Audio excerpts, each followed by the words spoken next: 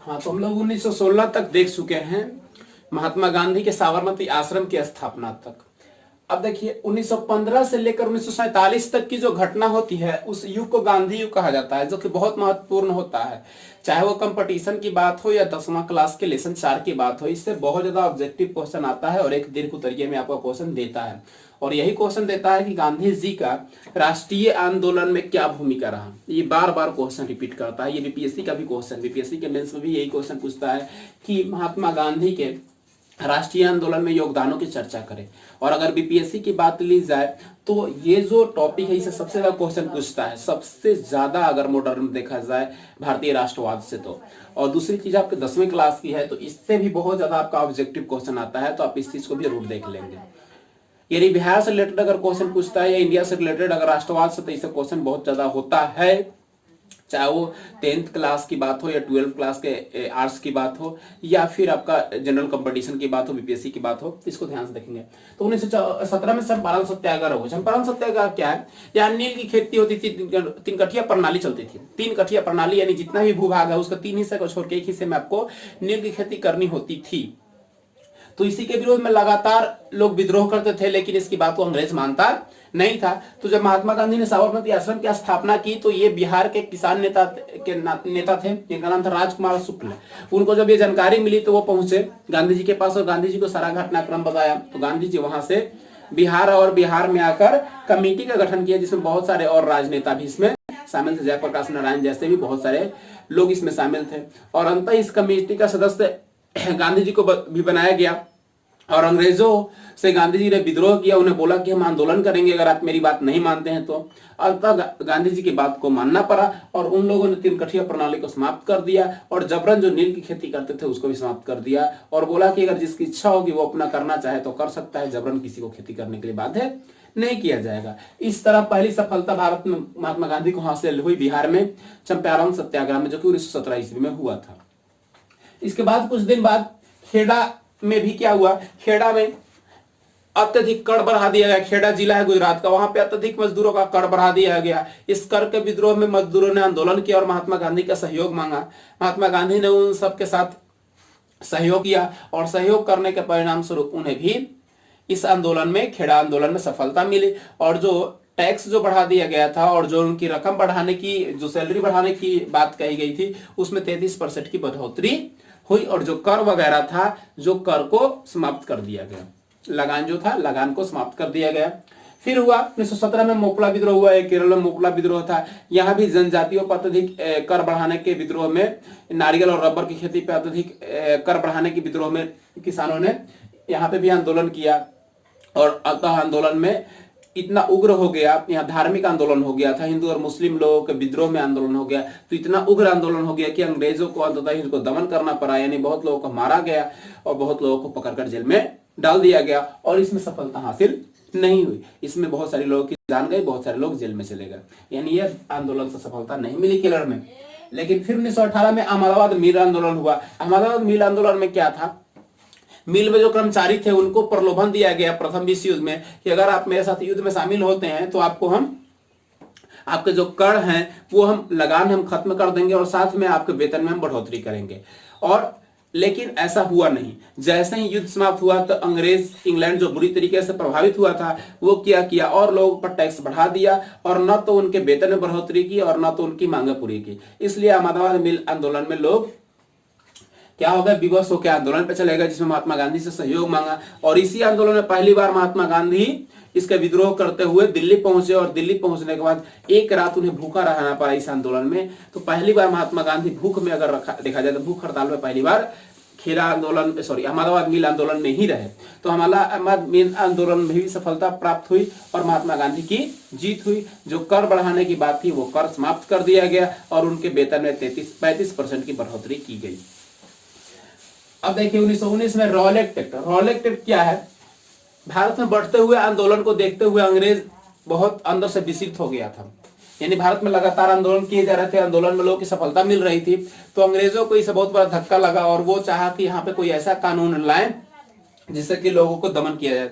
तो William Rowlatt की अध्यक्षता में क्या किया गया, एक आंदोलन किया, एक नियम बनाया गया जिस नियम को नाम रखा गया रॉलेट एक्ट। इंडियन लोगों ने उसका नाम रखा काला कानून। उसमें होता क्या था, बिना आप पे मुकदमा चलाए हुए, बिना आपको इतला किए हुए आपको डायरेक्ट गिरफ्तार करके जेल में डाल दिया जाता था। यानी बिना वकील, बिना दलील और बिना अपील, तीनों चीज किए हुए बगैर आप पे मुकदमा चलाया जा सकता था, आपको जेल में रखा जा सकता था। इसे इंडियन ने काला कानून कहा। इसी के विरुद्ध में लोगों ने एक सभा की जलियांवाला बाग में।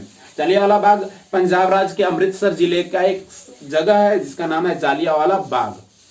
जलियांवाला बाग में हजारों की संख्या में, कई एक हजार लोग आपस में, बच्चे, बूढ़े, महिलाएं सभा कर रहे थे, क्योंकि रॉलेट एक्ट के तहत दो स्थानीय नेता थे जिनका नाम सत्यपाल और सरफुद्दीन किचलू था। ये दोनों को गिरफ्तार कर लिया गया था। तो इनको छुड़ाने के लिए लोगों ने एक सभा का आयोजन किया, जिस सभा के विरोध में महात्मा गांधी थे, उसका समर्थन में नहीं थे। यानी वो नहीं चाहते थे कि ऐसा सभा किया जाए, लेकिन फिर भी लोगों ने क्या किया, एक सभा किया और सभा 13 अप्रैल 1919 ईस्वी में जलियांवाला बाग में किया गया।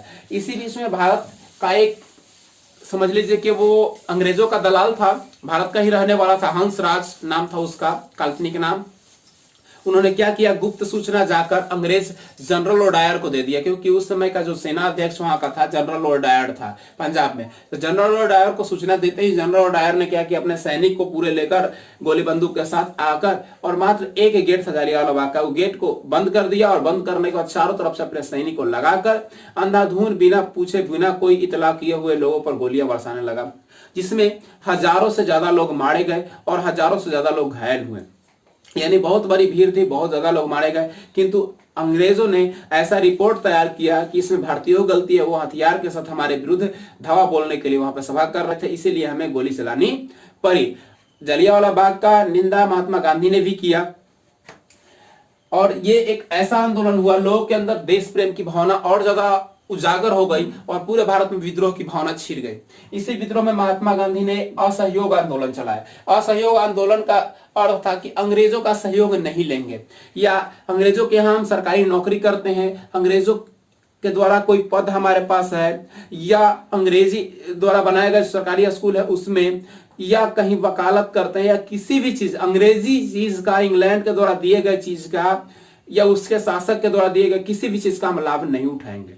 और अंग्रेज के बनाए हुए वस्तु को भी उपयोग नहीं करेंगे, उसके बनाए हुए कपड़े को भी उपयोग नहीं करेंगे। और लोगों ने उसके कपड़े को भी त्याग कर दिया, और उसकी नौकरियां और उसके पद को भी त्याग कर दिया। और इसी असहयोग आंदोलन को पहला जन आंदोलन कहा गया, क्योंकि इसमें बहुत सारे लोग भाग लिए, बच्चे, महिलाएं, बूढ़े, जवान, सभी किसान, मजदूर, श्रमिक, वकील, जज, सभी लोग जिस पोस्ट पे काम कर रहे थे सभी पोस्ट को त्याग करके इसमें शामिल लिए। और इसी में 20 लाख चरखे का निर्माण हुआ। पूछता है कि किस आंदोलन में 20 लाख चरखे का निर्माण हुआ, तो 20 लाख चरखे का निर्माण महात्मा गांधी द्वारा लोगों को उत्साहित किया गया कि चरखा का निर्माण करके अपना स्वदेश में वस्तु बनाइए और स्वतः उसको उपयोग कीजिए, अंग्रेजों पे आश्रित नहीं रहिए। किंतु ये आंदोलन करते हुए कुछ लोग यूपी के गोरखपुर से गुजर रहे थे। उसी बीच में वहां के जो अंग्रेज सैनिक थे लोगों का विरोध किया और उन पे अंधाधुंध लाठियां और गोलियां चलाने लगे। तो इसी के विरोध में लोगों ने क्या किया, उन 22 सैनिकों को पकड़ के उसी के चौकी में बंद करके और पूरे के पूरे चौकी को आग लगा दिया। यानी 22 सैनिक मारे गए। ये घटना की जानकारी मिली 6 दिन बाद, पहले तो टेलीफोन था नहीं, तो 6 दिन बाद, 6 दिन नहीं 7 दिन बाद, यानी इनको घटना का मिला जानकारी 12 फरवरी 1922 को महात्मा गांधी को जानकारी इसकी मिली।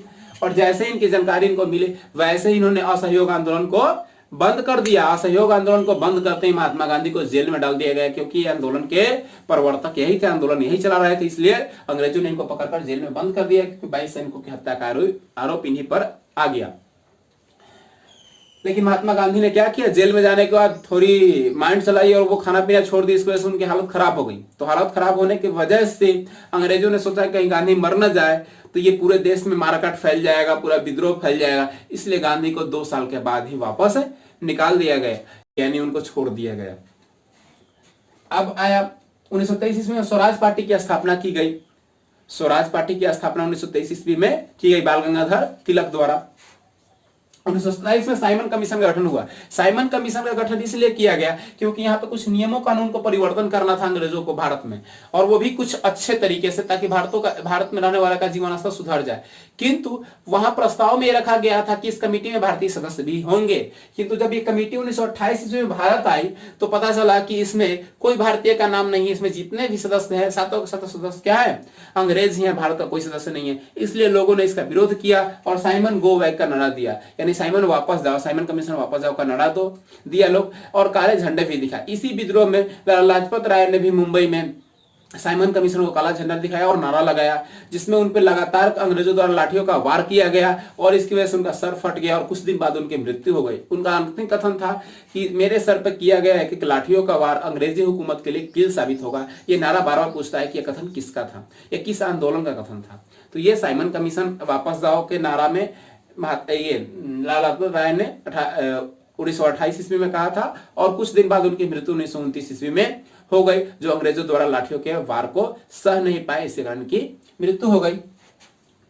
फिर 1929 में काकोरी कांड हुआ। काकोरी स्टेशन पे जो ट्रेन, अंग्रेजों के जो हथियार भरे ट्रेन आ रहे थे, उसको लूटा गया और इसमें 3 लोग शामिल थे, जिन लोगों ने क्या किया, इस और भी ऐसे बहुत सारे, लेकिन 3 क्रांतिकारी शामिल थे जिन लोगों ने क्या किया, काकोरी स्टेशन पर रेलवे को रोककर और वहां से बहुत सारे हथियार को लूटा।